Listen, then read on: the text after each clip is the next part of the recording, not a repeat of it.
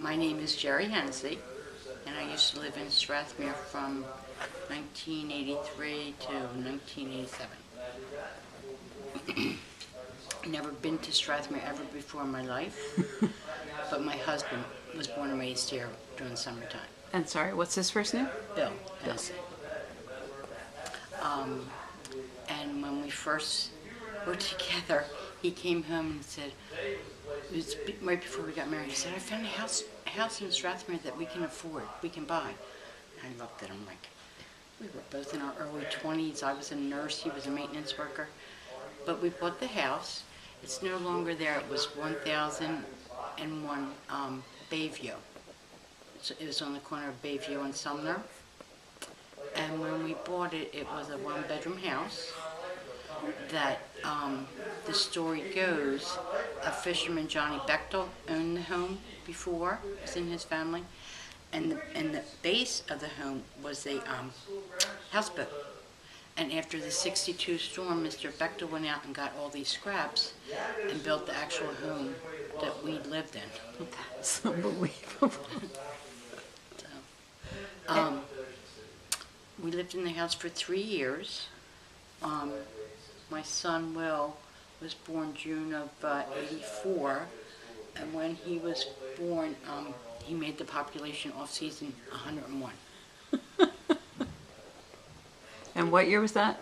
He was born June 18, 1984.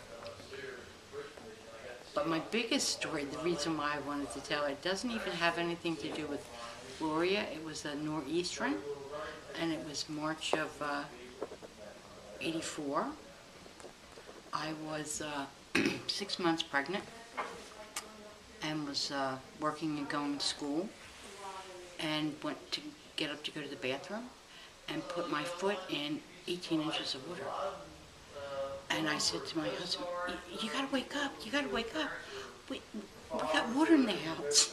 So we sat there on our bed planning our agenda of what we were gonna do, because we were newly married. And his big thing was to get the new things up. But the house was built for water because the electrical outlets were in the center of the wall. And when he went to lift the stereo up, he got shocked. And he said, get your coat, we're getting out of here now. Well, it was probably around 5 o'clock in the morning. I took my school bag, because I was doing a term paper, and he took our dog, and we walked outside, and the water was up to my chest. Oh my goodness. And it was from a Noreaster, and it wasn't even a hurricane. Full moon? Yeah. Must have been high tide. Yeah, it was a full moon. Wow. It was a full moon. So how did you get off? Did you go off the island? Or? We looked, I forget the fellow's name, and I don't want to say his name because he wasn't very nice. We went, it was the first light that we saw on, and my husband knew the man, and we went up, and our dog was really nervous. So the dog jumped on the sofa, and this man said, oh, you got to keep that dog off the sofa. You got to keep that. And I said to my husband, come on, we're out of here. We're out of here.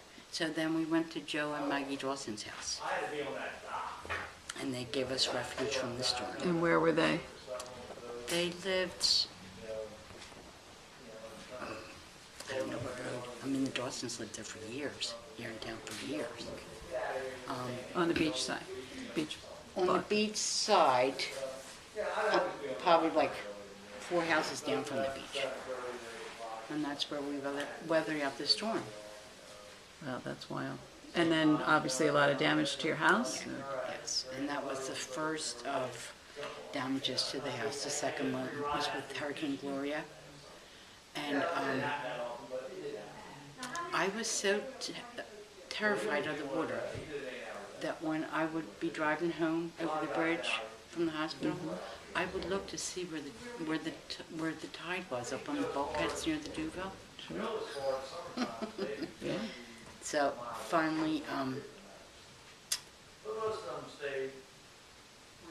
we lived here 3 years, 2 storms, and then I used to say, we gotta move, it's not safe, because we couldn't actually raise the house without going for a hardship variance, because the lot itself was only 60 by 20. So We took the flood money from the 2 insurances and bought the house that I live in now out in Seaville. But you still come back here for the beach? I do. Because this is where I have fond memories of my children going to the beach.